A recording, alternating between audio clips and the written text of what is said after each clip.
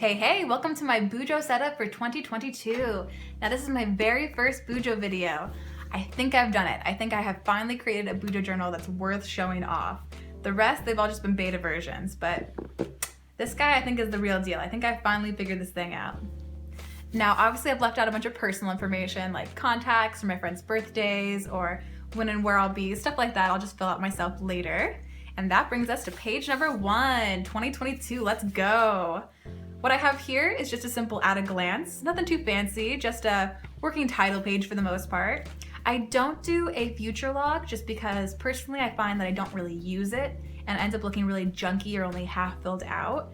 So, plus I hate having messy stuff at the beginning of the book. So I don't do a future log, but I do pre-outline all of my months. And here is where I can put anything that I would normally put into a future log. Plus, I get to consider a lot more factors when planning, so I really like it this way. Next, we have an adventure log. Now this is more like an index for the year, all the best days, all the highlights. I'll date it and I'll put like a headline for what happened. And in the back, I have a section for journaling. And this will be like a classic diary where I'll go into a lot more details about what made the day so special. But yeah, just like having an index of all the best moments. So in the future when I'm reminiscing, I have a quick cheat sheet of where to find all the best moments. After that, I have what I watched, and it's gonna be very broad. I'm gonna include TV shows, movies, series, anything on YouTube or even Twitch, just anything at all that I consumed. Our mindsets are heavily affected by what we consume, whether that's for the good or the bad. So I just kind of wanted to write down what I was consuming, how I was spending my free time, what I was being inspired by. So yeah, that's what this section is for. And then hand in hand with what I watched is what I read. Now, I am not a big reader, but I really want to be, so I'm attempting to do that this year. I have committed to reading 12 books, so there's 12 slots here. You'll see there's a little stripe on the side. That is for an out of 5-star rating. Then I have the title, author, probably a page count, and then a few lines just to write my impressions of the book or any takeaways that I had. That's that. Next, we have goals and accomplishments. Now, this is where it's a balance between wanting to live my life to the fullest and pack as much as physically possible into the year, while also maintaining my sanity and not overwhelming myself with unrealistic expectations. So I tried to stick to a theme of 12 here. It kind of spaces them out for one a month and also gives me a month deadline for each thing for the most part. And I tried to make them more specific too, so there's more of a call to action, not just like read more. I decided to specifically read 12 books, or maybe you could do like a page number count or something along those lines. And accomplishments on the right is where I will write down what I actually did this year. Maybe I sewed 12 things, maybe I did less, maybe I did more. I might even mark down some things that aren't on this list, but were still noteworthy. And that brings us into my monthly weekly spreads. Now, like I said, I pre-outline all of my monthly and weekly spreads for the entire year. All the weeks are these little half sheets, and because it's a half sheet, it means I can flip month to month super easy, so I like that. I've tried a Dutch door at the top before, but the trimming out the middle section of paper I found to be very annoying. So this is the first year I'm doing the side cutout, and so far I really like it. And with the side cutout, I get to see my mini monthly view every single week without having to rewrite it, as well as just the month and my monthly to-do. And because I have the gap on the left, that means I also have a gap on the right. And this section is a little more flexible. This month I decided to do a habit tracker just because it's January, I'm starting up some new habits. But I also considered doing like a monthly playlist, or even like a morning routine or a night routine, or even just sketches there, or like stickers, or it's very flexible, very open-ended. It'll probably be different every month for the most part until I find something tried and true, or maybe I do like the flexibility of it. The top sections I leave mostly blank just so I can do monthly decorating then and see what I'm inspired by month to month. Obviously this month I have not been too artistically inspired. I just did a simple black and gold for the January. I'll probably add to it as the month goes on though, and inspiration does finally come. And so the weekly spread, there's also space for each single day, a little weekly to do, and then also a spot for a quote. This is a big section, so I might make it flexible as well, but I always include a quote. I used to have a whole spread for quotes, but it was kind of out of sight, out of mind. And so I wanted to have at least one a week, and it kind of works as like a weekly inspiration almost. And again, very open-ended, like with most things in here. This one is a quote from a Vine. Most of them I would say are song lyrics for me personally, but this week is a Vine. And oh, you will also notice a couple symbols on my little mini calendar. The dots are to mark the weeks that I'll be on my period, and then the circle is to mark the days that will be a full moon. The full moon is not really any necessary reason to track it, but I always like seeing the full moon, so I like having it marked down so I can look out for it. And like I said, I have every single month with all the little half weekly pages all cut out and ready to fill out when the time comes, all the way through to December. And after December comes that classic journal section I was talking about. So just a diary, just to go into more detail about things that I want to remember, the feelings that I have day to day, my latest obsessions, just really anything. Very open-ended, no outlines, and a huge chunk to fill out because it's a whole year I have to kind of document. And because it's such a huge chunk, this is where I like to access the year or the book from the back. So the front is for notable memories. It's for like the highlights and what I accomplished, what I was doing. And the back is going to be more for like referencing things and spreads that are a little more private information. I'll start by talking about the pocket just because I feel like it's underrated but such a necessity. I love having a pocket here. I will not buy a Bujo without a pocket anymore. I like to keep Post-its in here. I have a little mini ruler that I keep in here. I'll put Polaroids or like little trinkets from the year, like concert tickets. It's very fun. I like having that. And then the thick cardstock pages I left blank because I'm hoping to fill them out with stickers throughout the year. I love stickers, but I just end up hoarding them because I never know where to put them. So this is where I will collect my stickers from the year and have a nice place to remember them.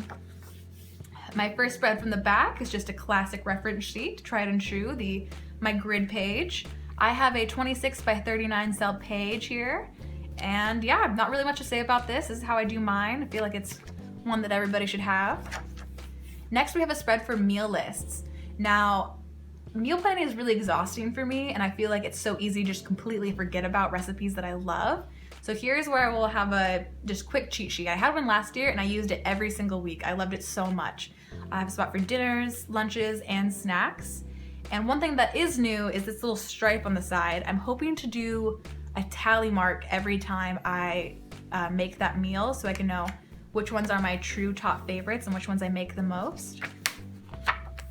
Next, I have a spread for hikes. Now I want to go on at least 12 hikes this year, and this will just be a quick place to jot down all the ones I'm most excited about. So I have a selection for its rating, the name, how long of a hike it is, the elevation change, and how long it is to drive to the actual hike. So this will just be a really nice reference page to have whenever I want to break away for a hike. The next two spreads are just simple ideas. Think of it like a brain dump, very unplanned and organized chaos, let's call it. It's just a spot where I know I can be sloppy, and I've dedicated a sloppy section in my book. Just notes, ideas, random lists, anything that doesn't really fit into the rest of the journal can go here. Next, we have an exercise spread. Now, this one is a bit of a story because I have never stuck to any of my exercise spreads from the past. I have changed them up, I have tried different things, I've never stuck to them, and I've never enjoyed them. So this is kind of my last attempt at making an exercise page. And even then, I've changed it like 7 times. You can see so many eraser marks, and like I spelt exercise wrong. So thankfully, because I have all these weekly cutouts, I now have 52 little strips of this paper. And so I used one of those strips to Frankenstein over the top and respell it. Underneath that, I have a year at a glance, so I'll shade in every day that I work out in some way, and then at the end of the year, I will calculate the percentage of days that I worked out. The X's are for the days I'll be on my period, because I'm interested to see how motivated I am to exercise both on and off, or maybe there's a certain time of week, like maybe I'm more motivated the week before my period or the week after. So it's just some personal data I'm trying to collect on myself. And down below, I'm gonna take my measurements. So I'll measure myself this month, and then I'll measure myself 1 year from now, and then I'll mark the differences here. So maybe my waist went down an inch, maybe my hips went up an inch, stuff like that. On the right side, I have a spot for 2 Polaroids, another before and after for this month and a year for now. Below that, I have a spot for a full body workout. I don't have any weight loss or strength goals specifically. I just want to maintain and tone up a bit. So I wanted a general workout, just not very strict outline to just get me started. And then last but not least, I have a cute little quote here on the side from the one and only Miss Fergie. I can't not think about that song when working out, so figured it was a great thing to include. And oh, I also kind of did this pink and purple theme. It kind of is Barbie-ish theme to me. I used to hate combining pink and purple because it was just so girly, but Barbie has been somewhat of a fitness inspiration for me. I even had exercise Barbie as a kid, so that is what inspired the pink and purple here. Next, I have a car maintenance page. Now this is where I'm just trying to become the car owner that my car deserves, because there's so much I don't know, but I really should. So here's for me to learn and document and reference, basically. It's really sloppy over here, but this is where I want to put the make, model, and year of my car, the plate number, the date I bought it, the dealership, the oil type, and the tire size. I'll come back in and fill that all cute. I just don't want to put all that information on the internet. Underneath that, I have a spot to document the mileage monthly. Probably unnecessary, but I don't know, I thought it'd be interesting to look at which months I drive more than others. On the right, I have a section for anything that happens with my car this year. So whether I get my oil changed, if I buy a new part, if I get in a crash, if I maybe even wash it or wax it, just any notable thing that happens, I will date it and mark it here. And this is just a year at a glance too. To go hand in hand with that, I'll just put a little X on any day that something notable happens. Next, we have contacts. Now, I have been getting back into sending physical birthday and Christmas cards and stuff like that. So I wanted a easily referenceable but unhackable place to store all of my contact information for my friends and family. That's what this is. And similarly, I also have a spread for my passwords, which again, unhackable, easily referenced. There's just so many, it's impossible to remember them all. So that's what this is for. And that is everything. That is my last spread here, because this is just that big section I've dedicated to journaling. So yeah, thank you so much for watching. I hope you enjoyed. Maybe you were even inspired. I know I'm super excited to fill out this bad boy. My very first full, totally complete, planned out journal. Ooh, so exciting. Oh, this year I will also be doing an anime journal. I want to watch 12 new animes this year, so that's what this fancy guy is for. Ooh. The first one I will be watching this year is Hunter x Hunter. So there's a little sneak peek preview. Stay tuned for updates about that. But yeah, thank you so much for watching. That's everything that I have for you today. I hope you have a wonderful day and a great 2022 as well. Bye.